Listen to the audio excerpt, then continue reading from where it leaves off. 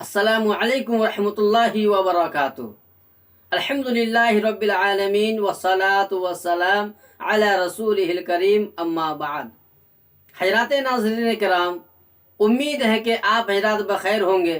اللہ آپ لوگوں کو ہمیشہ خوش رکھے۔ تو دوستو، آج کا سبق ہم پڑھنے والے ہیں نورانی قاعدہ کے تختی نمبر 20، تشدید بعد حروف مدہ۔ اور اس سے پہلے جو ہم پڑھے تھے تختی نمبر 19 میں مد کے تعلق سے، کہ مد کی 3 قسمیں ہیں: مد متصل، مد منفصل اور مد لازم۔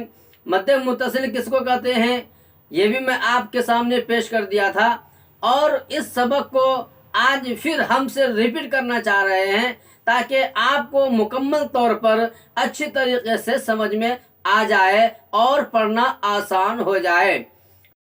تو حضرات ناظرین کرام، مد متصل اس کو کہتے ہیں کہ اگر حروف مدہ کے بعد حمزہ اسی کلمہ میں آ رہا ہو تو مد متصل ہوگا، اور اگر حروف مدہ کے بعد حمزہ دوسرے کلمہ میں آ رہا ہو تو اس کو مد منفصل کہیں گے، اور اگر حروف مدہ کے بعد والے حرف پر اگر جزم یا تشدید ہو تو اس کو مد لازم کہیں گے۔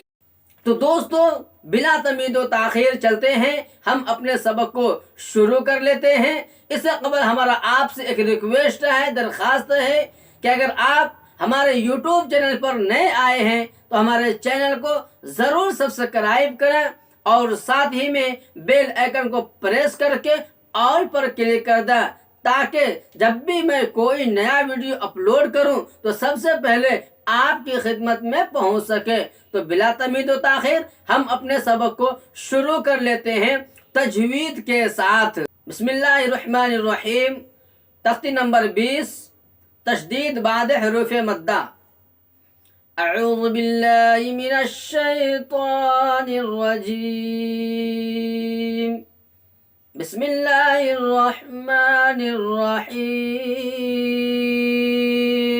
تو دوستو، ہم پڑھتے ہیں، آپ جو ہے ملاحظہ فرماتے رہیں، اور ہمارے اسکرین پر بھی آپ دیکھتے رہیے۔ جو ہم پڑھ رہے ہیں وہ آپ ہمارے اسکرین پر بھی دیکھتے رہیے اور سمجھتے جائیے اور اچھی طریقے سے پڑھتے جائیے۔ غیر المغضوب علیہم ولا الضالین، ووجدك ضالا فهدى، فإذا جاءت الطامة الكبرى، فإذا جاءت الصاخة، ولا تحاضون على طعام المسكين، وإذا رأوهم قالوا إن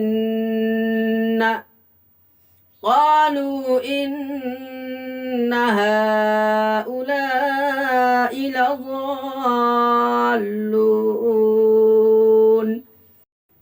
تو حضرات ناظرین کرام، میں نے جو ابھی آپ کے سامنے سبق پڑھا، مجھے امید ہے کہ آپ حضرات اس سبق کو اچھی طریقے سے پڑھ لیے ہوں گے اور سمجھ لیے ہوں گے۔ بس آپ میرے لیے اور پوری امت مسلمہ کے لیے خیر کی دعا فرماتے رہیں۔ السلام علیکم ورحمۃ اللہ وبرکاتہ۔